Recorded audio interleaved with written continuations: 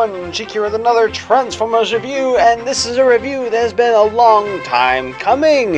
It is the Transformers Timeline's Hearts of Steel figures, which comes in 2 box sets with Starscream, the Seeker leader, Optimus Prime, who does not appear in the comic book series, Bumblebee, befriender of John Henry, and lastly, Megatron, who is also not in the comic book. So here is how this is gonna go. We have all 4 of them lined up. We're gonna start off with Starscream, then Optimus, then Bumblebee, and finish up with Megatron. Starscream and by proxy, the rest of the Seekers were a very interesting design choice in the Hearts of Steel comic book. It was definitely not very aerodynamic and would have never gone off the ground. Sort of like a flying train is essentially what they are, but it's still kind of cool. The detail is pretty nice, at least for the molded in. Like, you can see like all these little rivets and stuff everywhere. The only downside is it just looks like it's really lacking in the sense of like brushed metal kind of look, like to make it just look just on the rivets at least, to make it pop. I'm sure I could do that with a slightly paint-thinned silver, but I wish I didn't have to do it. But there's like, it just looks so cool, and you can kind of see how cool it would be if they had just put a little more detail into it. Biggest gripe I have, at least with the robot mode, although it seems kind of pointless considering that it's very well hidden with most of the positioning of the head, but back of the head there is a big old hole. I do like the colors. You definitely get the G1 Starscream colors, the flaps and all that. I think it's cool how the bottom wings come kind of like side flaps. I mean, they look kind of cool, like coattails almost. The Gatling guns, instead of null rays, could be better. I just wish they were more, like I said, gunmetal or just silver something rather than just standard gray plastic. Articulation, the head is on a mushroom peg. It can pretty much do a full 360, although I'm not sure why you would want to do that, especially with the way the back of the head looks. Arms can go out that far. Can't really do a full 360 because of the wings, but you don't really need to, but I guess it kind of gets, a lot of this gets in the way. It's like a huge backpack. More of an elbow rotation, a little over 90 bent at the elbow, nothing at the wrist, nothing at the waist. I'll pop that forward. Legs can go forward, I guess about that far. Wow, that's pretty bad. Legs go back that far. Thigh rotation. If you bend these up, and man, it doesn't feel super flimsy, but I do have my concerns about pushing it too far. But you can't really do the full splits. Get about 90 bent at the knee, and then you get ankle pivot. Optimus Prime. Probably my favorite of the set, just because of the colors. They really pop. The red, the golden yellow. It just looks really nice. It looks like there is faux wheel right here and 2, one here, and then a wheel back here, which is interesting. But man, I think he looks really awesome. That head sculpt is really nice molded in. This is concept art. He never showed up except for, I think, as in a deactivated pre-Earth mode state. And I would have loved if they had continued the comic book series. It was entertaining. Like, I just loved it so much. It does come with a shield, which is the roof of the engine. The smokestack becomes the gun, which I think is pretty cool. Looks kind of blunderbussy, and he is, I think, fairly simple looking. It would be nice if there's a little bit more color here, but I think this right here and on the shoulders definitely more than makes up for the lack of color elsewhere. Articulation, the head is on a ball joint. You can look up and down quite a bit. Gets a lot of wibbly wobbly, like the most I've seen in a very long time. The head can do a full 360, arms can do a full 360, although it is on a weird point because it is slightly angled, but he does still get a full 360. We can see how that really affects the motion. Arms go out that far, bicep rotation on a mushroom peg. Get about 90 bent at the elbow, a little over actually. The shield's getting away on this one. No rotation at the hands, which is why this nice metallic blue stands out, because it's just red plastic and it's solid part of that. But hey, like I said, they probably had to make choices for these guys. Anyway, these little grill flaps for the front of the train, I can't remember what they're called, but essentially to push things off the track rather than, run them over. Anyway, waist rotation. I don't know if you can really get a full 360. Get back. What are you catching? Get back down. All right. Legs can go out that far, so he can do more than the full splits. Legs can go forward about that far, so not terribly far forward. A decent amount back. Thigh rotation. Oh boy, gotta keep, I guess, be careful about that. Over 90 bent at the knee and ankle pivot, but not very much. One of the things that I did hear people complaining about is that he doesn't really have a coal car or something to use sort of like a trailer, and I have seen some third-party or at least 3D printed ones that fans have made that I might see about buying a trailer to go with Optimus.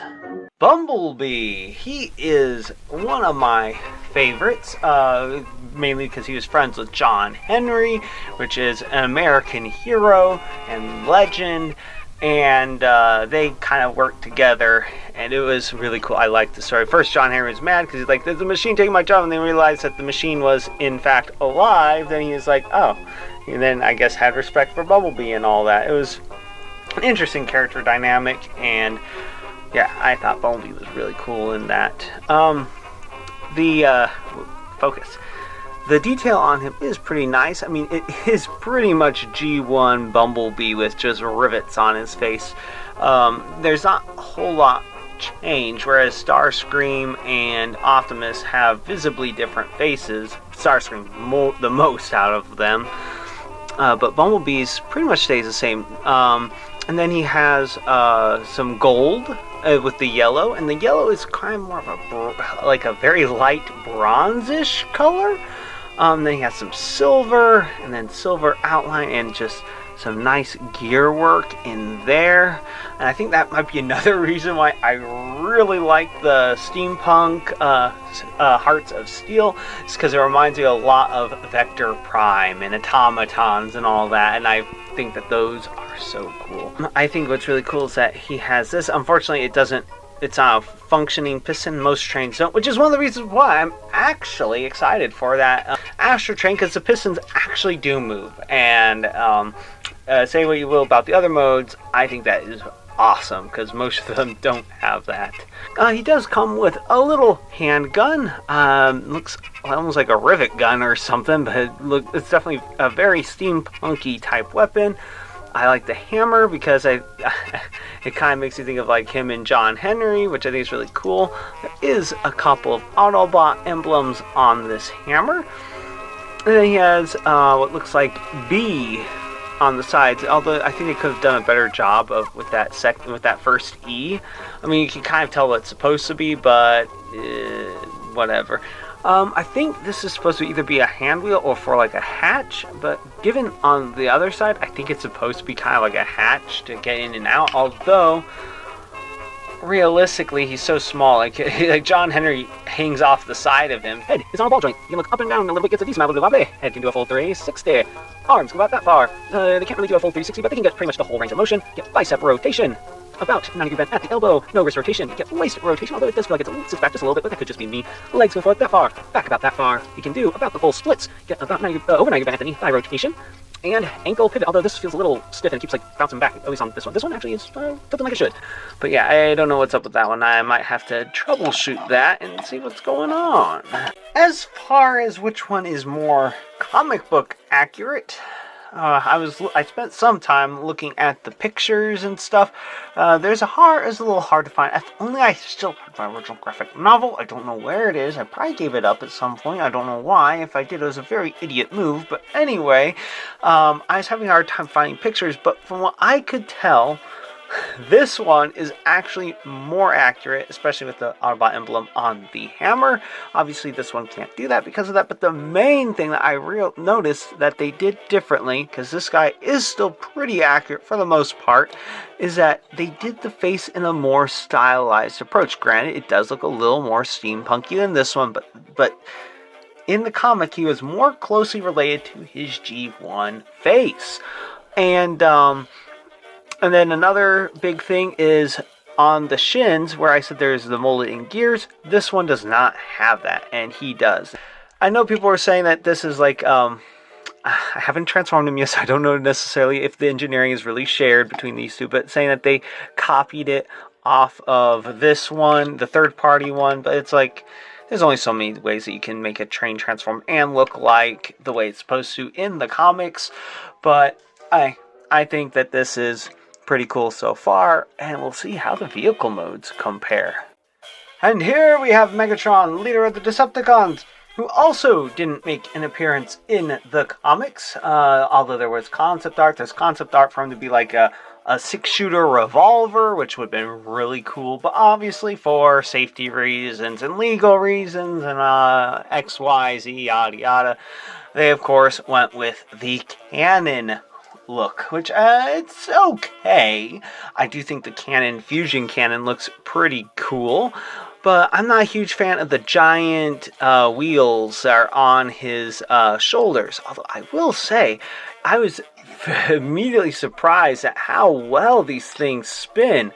Like, I barely took the protective cover off of them, and they're just like spinning so smoothly. I'm like, wow, like that is amazing. This feels more like a Galvatron than a Megatron as far as what he turns into.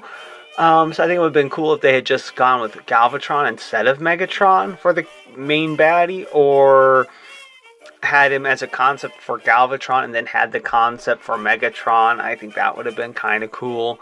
But hey, it's what they went with, so it's what we got.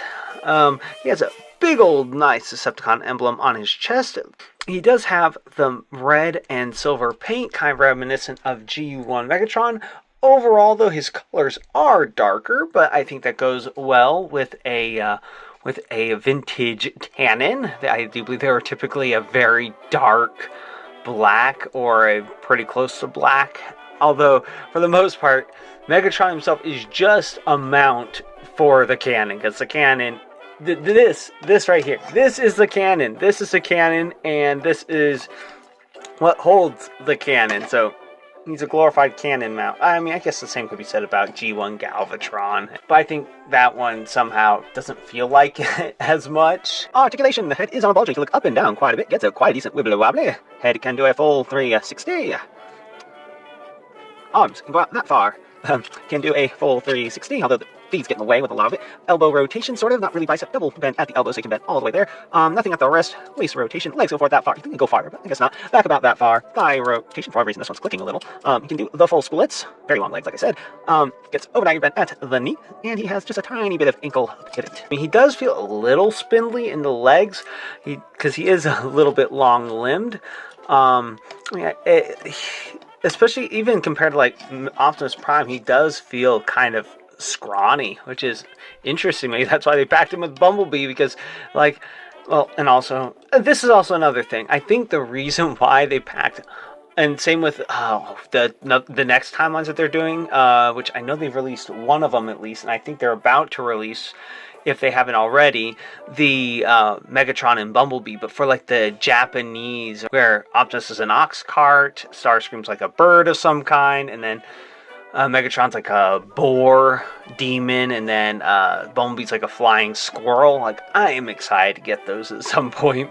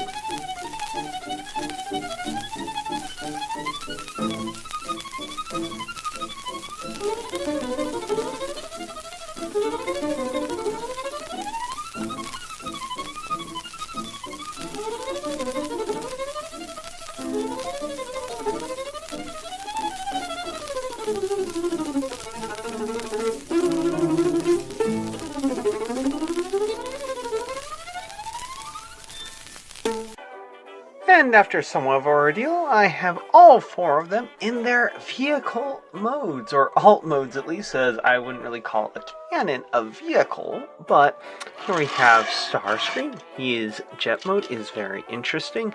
I will say it's not quite exactly accurate to the comics, but I will say one thing I am pleased. I never had the third-party version that had this, but at least these are not so pointy that they'll draw blood. Apparently that's how rough and tough these the rotors were on, or the props were on the third-party one. And then Optimus Prime, I do believe there was a third-party one. I never got hold of it.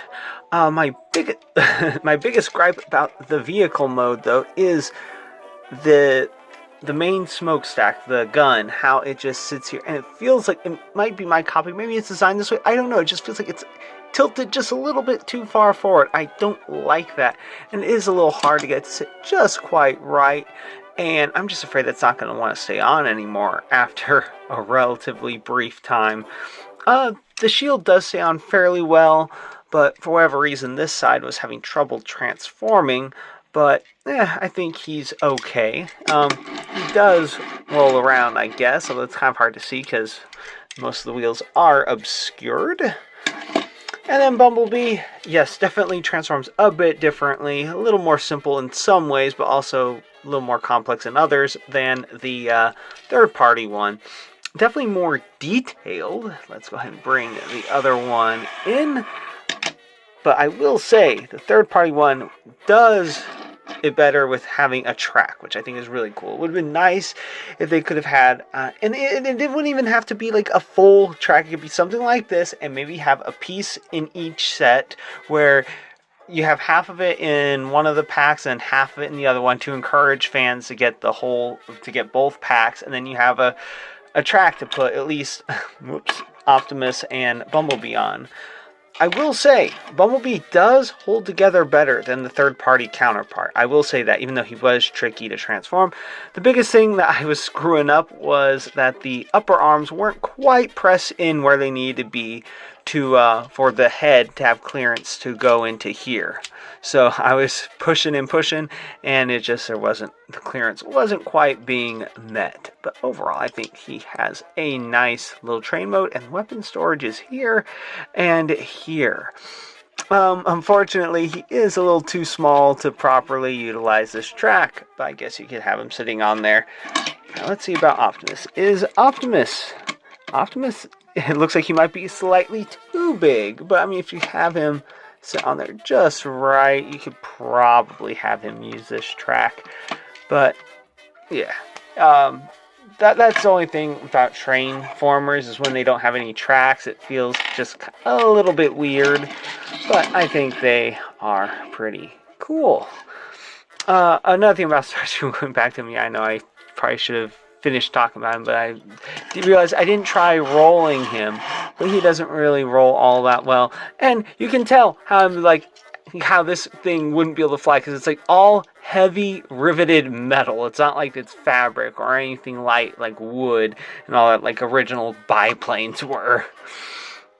And then Megatron. Oh wow. Well, he sort of rolls. Like, it's just you have to probably have something with a little bit more traction to get better traction. But man, do these wheels roll really well. Like, I think that is really cool. My only gripe, I guess, would be is that on the back you can just clearly see his waist and legs, whereas I think would have been a little bit nicer if they could have had it to where it looked a little more clean like this on top. I'm not sure exactly how they would have gone about doing that. Maybe put the wheels here. I don't know. I feel like they might have been able to do something a little bit better, but I will say from the front, especially if you have him up like this, definitely very imposing cannon and definitely worthy of Megatron. So that's about it for Transformers Timelines Hearts of Steel box set with Optimus, Starscream, Bumblebee, and Megatron. I highly recommend these for steampunk lovers or Hearts of Steel lovers. And if you like this review and you'd like to see more, please click that like and subscribe button to see more. Until next time, have a good one, everyone.